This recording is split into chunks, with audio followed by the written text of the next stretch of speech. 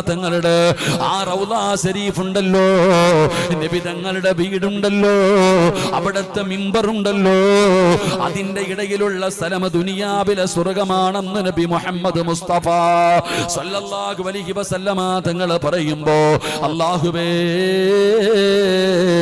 ഈ മജ്ലിസിൽ ഇരുന്നതിന്റെ ബർക്കത്ത് കൊണ്ട് മരിക്കുന്നതിന് മുമ്പ് ആ സ്വർഗത്തിൽ ചെന്ന് 2 റക്അത്ത് നിസ്കരിച്ചു ദുആ ചെയ്യാൻ ഞങ്ങൾക്ക് ഭാഗ്യം തരണേ അല്ലാ.